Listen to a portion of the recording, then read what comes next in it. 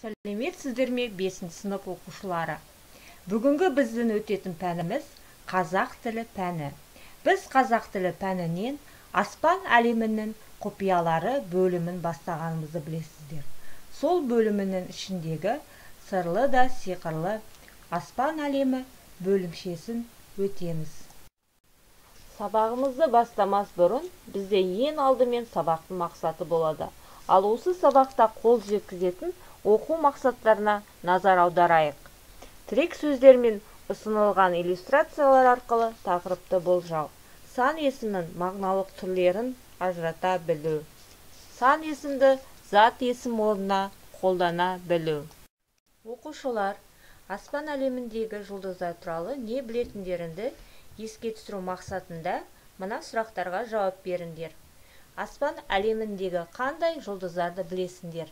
Неліктен көңілімізге ұнаған нәрсені жарқыраған жұлдызға теңейміз? Аспан әлемі сені қызықтыра ма? Ал ондай болса, мына видеоға назар аударайық.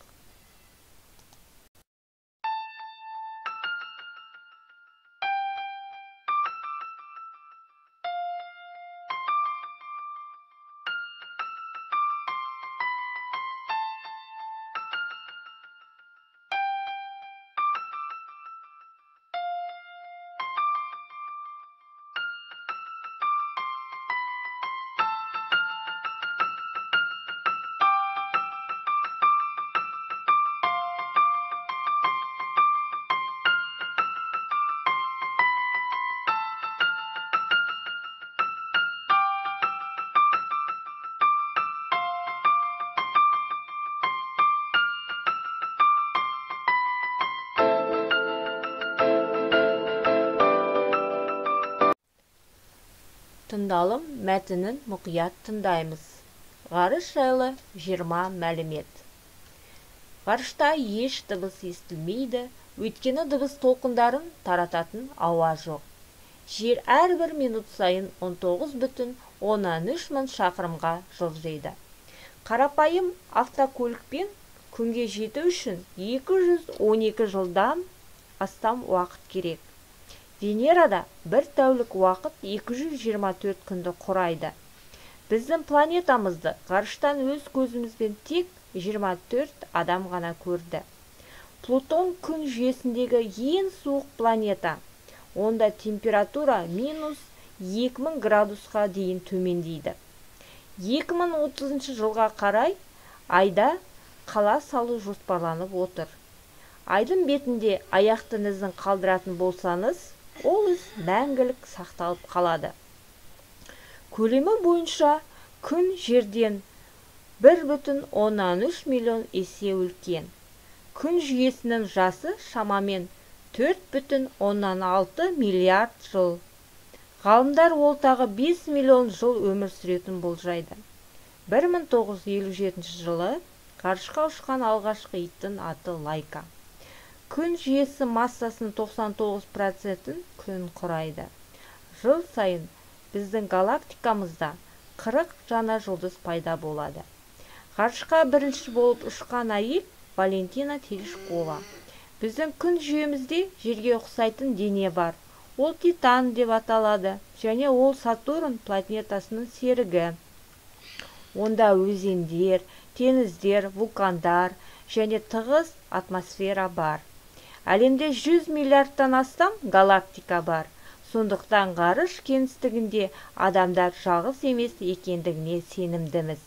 Марс планетасының гравитациялық өрісін төмен болғандығынан жер бетінде салмағы 100 килограмм адам, Марста 38 килограмм болады. Астронавт термині ежелгі Грекиядан келді. Астра – жұлдыз, нафт – теңізші дегенді білдіреді. Венерада күн батыстан шығып, шығыста батады. Жердің барлық жағалауларындағы құмынан гөрі ғаламдағы жұлдыздардың саны көп. Балалар, тыңдалым мәтінін мұқият тыңдасаңдар, тыңдалымнан кейінгі тапсырманы орындаңдар. Бірінші тапсырма. Мәтін мазмұны бойынша тірек сөздерді тауып, сол сөздердің мағынасы мен берілуіне болжам жасаңдар. Екінші тапсырма. Біздің ғаламшарымызда қанша планета бар? Дәптерлеріне планета аттарын жазыңдар. Келесі үшінші тапсырмада мәтінде кездесетін сан есімдерді мағыналық түрлеріне қарай бөліп жазыңдар.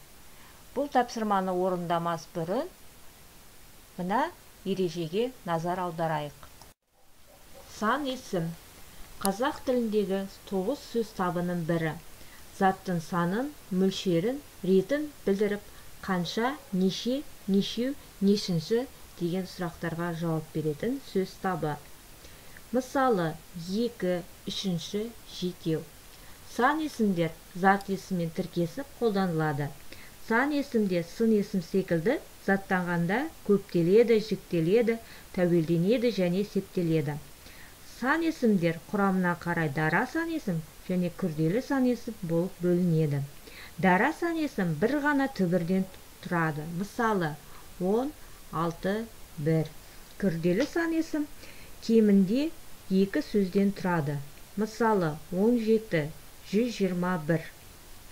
Сан есім мағынасына қарай 6 түрге бөлінеді.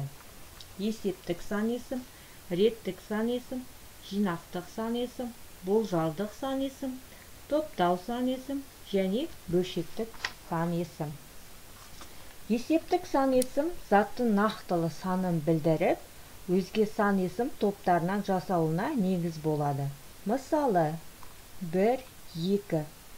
Реттік сан есім есептік сандарға ыншы, інші жұрнақтары жалғану арқылы жасалады.